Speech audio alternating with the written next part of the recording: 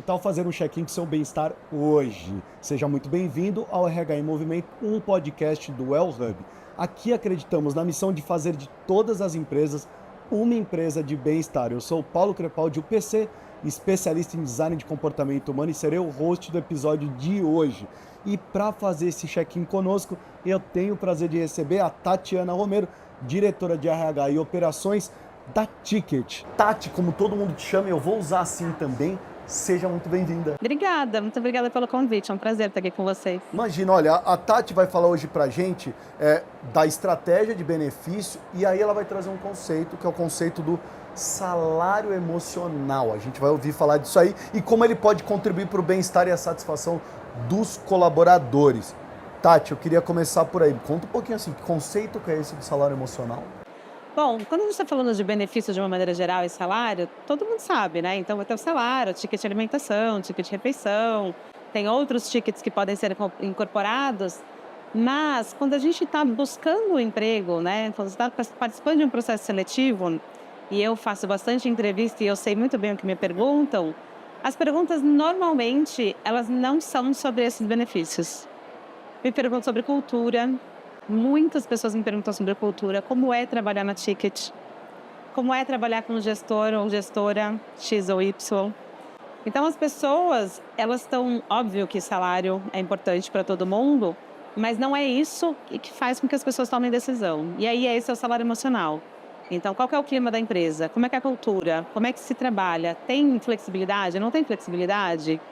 Posso ficar em casa? Então, tem vários aspectos que compõem esse salário emocional. Olha, excelente. Eu queria começar por aí. Quais são os benefícios, Tati, que você ouve mais, né, que são mais valorizados pelos colaboradores da Ticket? Como isso influencia principalmente em decisões estratégicas da empresa?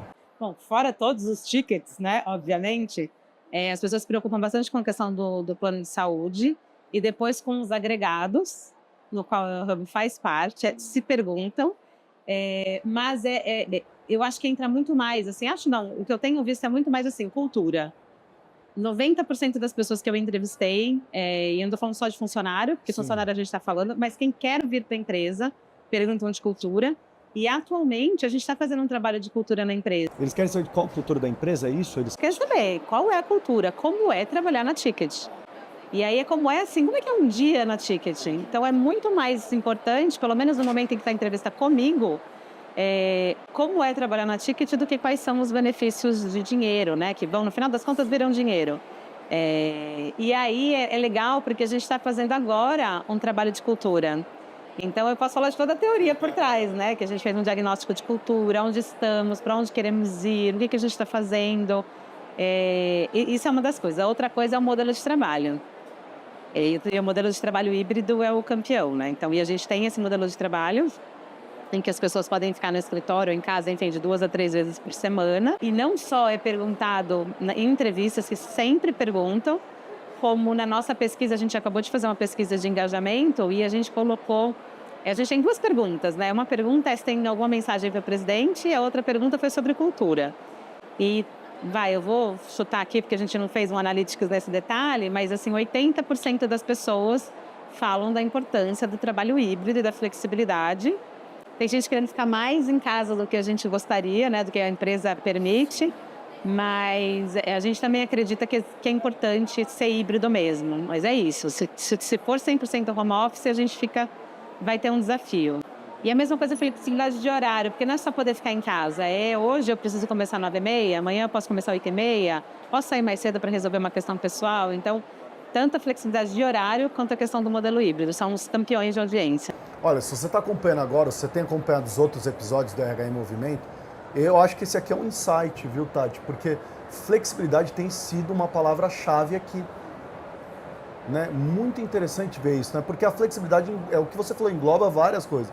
Não estamos só falando da flexibilidade de poder fazer um trabalho em casa ou no escritório, mas a flexibilidade de uma série de outras coisas, inclusive flexibilidade em escolha de benefícios, a gente ouviu. Sim, é uma tendência. É uma tendência.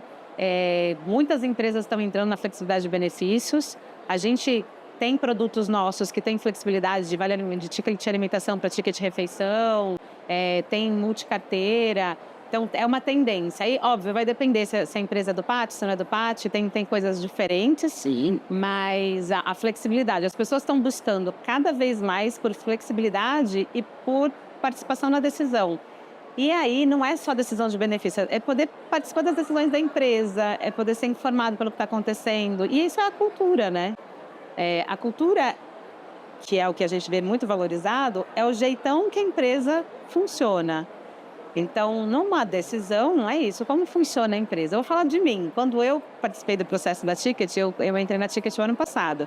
Eu não queria nem saber qual era a empresa. A primeira pergunta que eu fiz foi: qual modelo? A gente vem de pandemia. Eu trabalhava home office, eu não sei, eu acho que já faz uns 6 anos que eu estava home office. Então, a primeira pergunta foi essa: qual modelo? Híbrido? Legal. Aí, ok, valeu. Quantos dias no escritório? De 2 a 3. Bom. Aonde é o escritório? Então, as pessoas também estão vendo isso.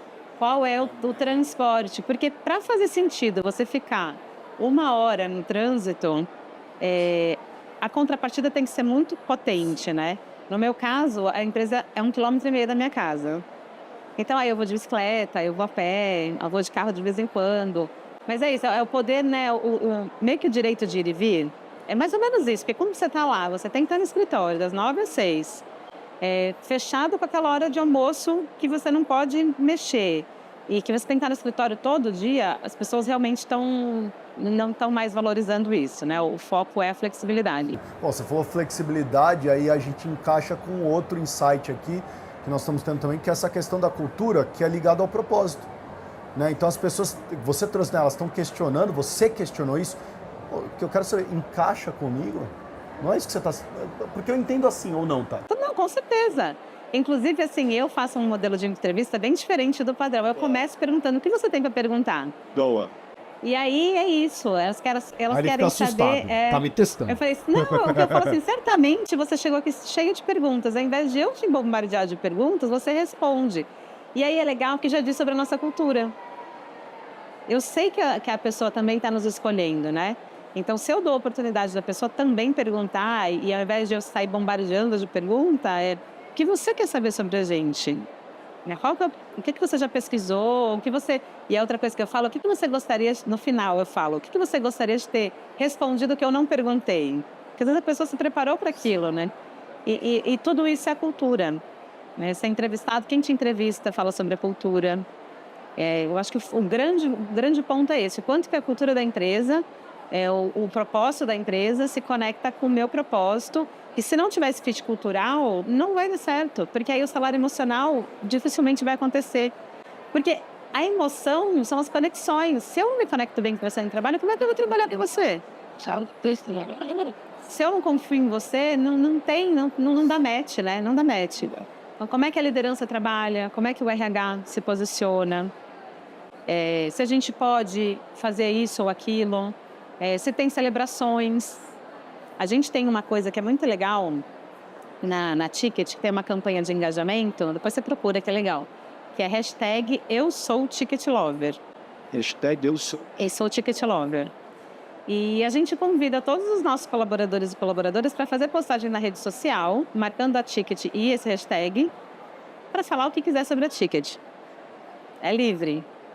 E aí, num processo de entrevista, a gente fala: vai no hashtag, não sou eu que vou falar sobre a empresa. São os nossos colaboradores que vão falar sobre a empresa. E aí você vai ver se aquilo faz sentido para você, né?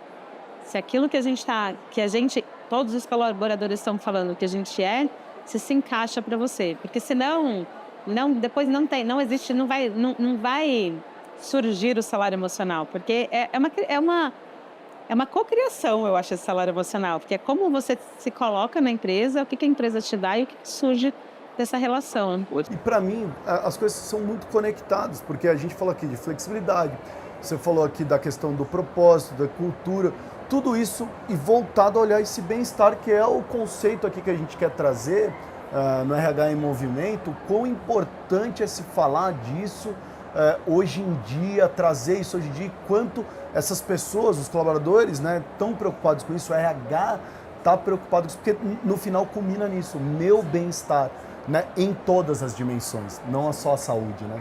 Sim, e aí o que a gente precisa fazer é dar outras oportunidades, né? Não é só falar que a gente tem. Então, por exemplo, no nosso escritório, a gente tem a cultura, a gente tem fisioterapia, nutricionista, além dos nossos parceiros que também oferecem. A gente tem uma semana de voluntariado, em que a gente incentiva todas as pessoas a fazerem voluntariado. Ah, mas Tati, é só nessa semana? Não, porque a gente tem uma meta global de voluntariado. Então, a gente não só proporciona oportunidade, como a gente incentiva que as pessoas participem, e isso se conecta com o propósito. A gente tem a semana que a gente chama de Eden Raid. É legal, Eden Raid, que é o grupo todo da Eden Red, no qual a Ticket faz parte. A gente tem vamos dizer assim, que é um campeonato de doação de quilometragem. O que é isso? Se a gente atingir, agora não vou lembrar de cabeça, mas se a gente atingir um certo número de quilometragem de passos, corrida, bicicleta, cadeira de rodas, ergométrica ou bicicleta ergométrica, a gente doa um montante de euros para o Médicos Sem Fronteiras. Sim. Então, o mundo inteiro fazendo uma competição para o bem-estar. É uma competição super saudável e que aí todo mundo quer ganhar, né? Porque quer aparecer no ranking lá. E o pessoal leva a sério mesmo. Fazem a equipe que mais corre, o pessoal treina. Mas, ao mesmo tempo, a gente também está incentivando aquela pessoa que não anda, que não corre, né, para poder começar a se movimentar. Então, é um ganha-ganha. E aí, tudo isso se conecta. Com quem é de andar, vai andar. Quem é de correr, vai correr. Tá bom, não quero, pelo menos, ergométrica. Então, a gente une todo mundo. É uma ação de engajamento para o bem-estar também. Dá para chamar... Aí eu quero saber, Tati, isso é o que você chama, por exemplo, quando a gente está falando, vou implementar uma estratégia de benefício que vá além do salário tradicional. Esse é o salário emocional? Isso aí são estratégias de salário emocional? Tudo isso é junto. Então, o salário emocional vem a cultura, vem as ações que a gente faz de engajamento, vem celebrações, vem a forma com que a gente trabalha, como a gente se comunica. Se é uma empresa que tem um ambiente em que as pessoas têm um relacionamento adequado, ou se é um ambiente em que tem puxação de tapete. Sabe? Então, é a cultura da empresa, é o jeitão que a gente faz. Está falando de celebração. Às vezes tem empresa que não faz pequenas celebrações. Não estou falando de fazer uma grande festa, porque a gente está aqui no Conar, né? A gente acabou o Conar e foi incrível. Ela é importante? É importante. Mas cada etapa desse processo sendo celebrada também é importante. Você juntar as pessoas e dizer assim, onde estamos, para onde vamos, também é salário emocional, porque eu me sinto pertencente. No fundo, todo mundo quer ser incluído e pertencer. Então, quando a gente inclui as pessoas, isso também faz parte do salário emocional. Dá exemplos, assim, eu queria até entender assim, de que forma você tem visto o salário emocional impactando no bem-estar lá dos colaboradores da Ticket. Bom, a gente pode pegar, vou dar o exemplo da Eden Rede. Tem gente, eu vou contar um caso, que se ele me ver aqui eu falando, ele vai rir alto. A gente entrou no Eden Rede, a gente estava numa campanha para bastante funcionários da Ticket entrar, e lá fui eu, falando com todo mundo, vai gente, vamos entrar. E peguei um dos colaboradores e falei assim, entra com a gente. Ele assim, mas Tati, eu não caminho, eu não corro. Eu falei, não importa, cada passo conta. E ele ficou todo assim, afinal, a diretora do RH chamando, ele, tá bom, eu entro, vai. E aí, depois de 15 dias, eu olhei e falei, meu Deus, esse menino não faz nada. Aí lá fui eu falei, pessoa, eu não vou falar o nome para não expor, mas pessoa, você tá bem? Aí ele falou assim, eu tô por quê? Eu falei, amigo, você não anda. Aí eu olhei, né, falei, não tô nem preocupada com a competição, tô preocupada com a sua saúde. Quando uma diretora de RH chega para uma pessoa, que é um analista, que é um coordenador, não importa, que faz isso, você está gerando conexão, e salário emocional é conexão, salário emocional é relacionamento. E também a gente tem um plano estruturado, obviamente. Meu Deus, perdi mentor. Não, pelo contrário. Eu falei para ele assim, meu Deus, eu estou muito preocupada com você. E eu falei, é real, não é brincadeira. Eu não estou nem aí para competição, estou preocupada com você. E, de fato, ele estava no momento em que ele estava trabalhando muito. Eu falei, você precisa parar, você precisa levantar, você precisa dar uma volta.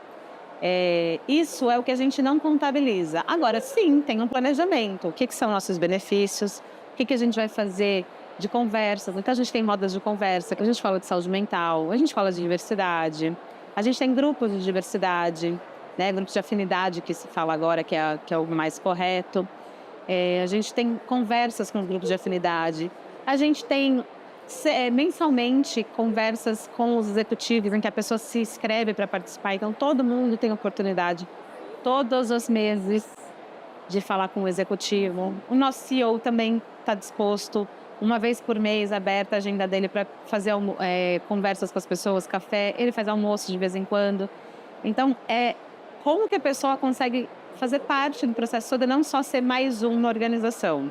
E aí a gente faz estruturado, né, com uma área de saúde e bem-estar que pensa em todos os pilares. A gente está falando de saúde física, emocional, mental, espiritual, financeira, né? Então, quando a gente vai falar sobre saúde financeira, isso é um salário emocional, porque eu estou preocupada de verdade em que você está com uma saúde financeira adequada, porque eu sei que isso vai impactar o seu dia a dia, vai impactar a sua família e vai impactar o seu trabalho. Então, como é que a gente olha o nosso colaborador de uma maneira integral?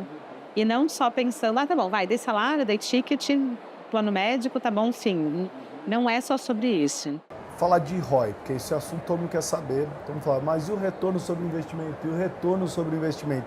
Eu queria perguntar para você, como é que vocês avaliam o retorno sobre o investimento desses benefícios que estão priorizando o bem-estar dos colaboradores, para sair do subjetivo? Sim. Tem algumas formas de medir, né? Então, você pode falar de absenteísmo, redução de absenteísmo, e o nosso absenteísmo é mínimo, Sabe o que gera absenteísmo pra gente? Dengue e Covid.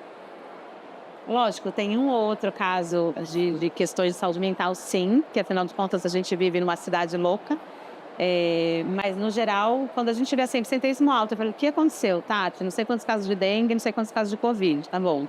Fora isso, é super gerenciável. Turnover, então, percentual das pessoas que pedem demissão e o motivo também, obviamente, que você vai avaliar. E o índice de engajamento. Então, quando você vê o índice de engajamento crescendo ou descendo, né, você vai ver. E, além disso, dependendo do que a gente está falando, você pode ver, inclusive, plano médico, né? Se as pessoas estão cuidando mais da saúde mental, se as pessoas estão cuidando mais da saúde física, pelas campanhas, por exemplo, que a gente está fazendo, certamente reduz a utilização de plano médico. Então, tem várias formas de se medir. Pergunta pessoa. A Tati cuida do bem-estar dela. É legal essa pergunta, porque assim, eu era uma sedentária, assim, de carteirinha, sabe? Assim, eu sei que eu preciso fazer alguma coisa e não conseguia. De verdade, eu não conseguia. E aí, a pandemia foi horrível, mas isso foi o que eu ganhei da pandemia. Na pandemia, eu comecei a conseguir fazer exercício, virei super usuária na época do Gympass, né? Agora é o L-Hub, e de fato consegui me organizar. Então eu tento, vou dizer, de 4 a 5 vezes por semana, eu vou à academia e aí eu vou mesclando. Tem época que eu fiquei no Pilates, depois, agora eu estou na época da corrida. Eu achei uma ferramenta que me ajuda a treinar a corrida, esteira ainda. Estou tentando ver se eu vou me adaptar, mas eu fui na bicicleta, mas todo dia. Só que, como eu consegui, eu trabalho muito perto da minha casa.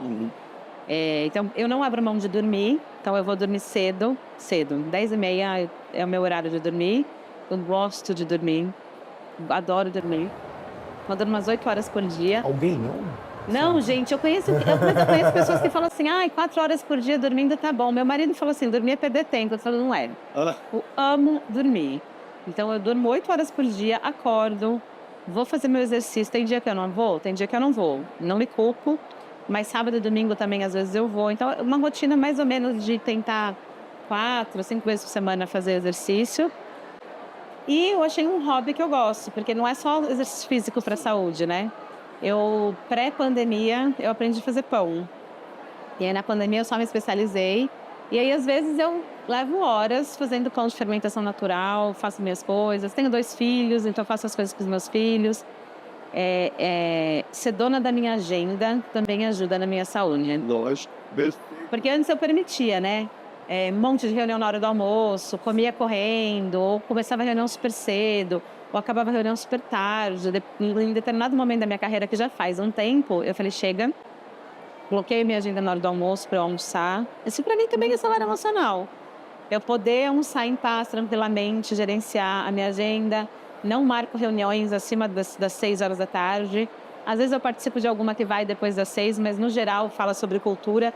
No geral a gente não tem reunião depois das 6. No geral a gente não tem reunião antes das 9. Então, tudo isso, para mim, é saúde mental. Perfeito. Você falou que é usuária do L-Hub, mas também cliente do L-Hub. Eu queria trazer isso.